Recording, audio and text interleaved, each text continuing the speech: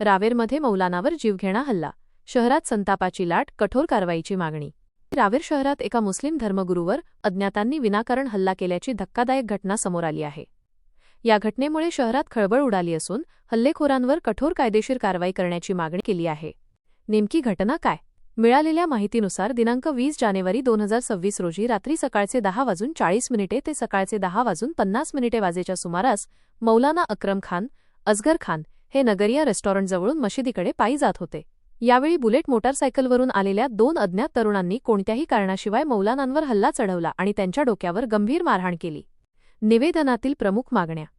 या घटनेचे गांभीर्य ओळखून मौलाना संघटनेच्या वतीने पोलीस निरीक्षकांना निवेदन देण्यात आले आहे।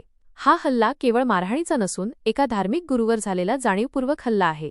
हे प्रकरण मॉब लिंचिंगसारखे असून यामुळे समाजात भीतीचे वातावरण निर्माण झाले आहे, असा खळबळजनक आरोप निवेदनात करण्यात आला आहे।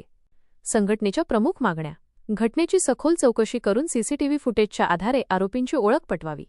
दोन्ही आरोपींना तात्काळ अटक करून त्यांच्यावर कठोर कायदेशीर कारवाई करावी। भविष्यात अशा घटना घडू नयेत यासाठी शहरात चोख बंदोबस्त ठेवावा। या निवेदनावर मौलाना अक्रम खान यांच्यासह संघटनेच्या इतर पदाधिकाऱ्यांच्या स्वाक्षऱ्या आहेत। पोलिसांनी हे निवेदन स्वीकारले असून पोलीस या प्रकरणाचा अधिक तपास करत आहेत। या घटनेमुळे परिसरात कायदा व सुव्यवस्थेचा प्रश्न निर्माण झाला असून नागरिकांनी शांतता राखण्याचे आवाहन करण्यात येत आहे।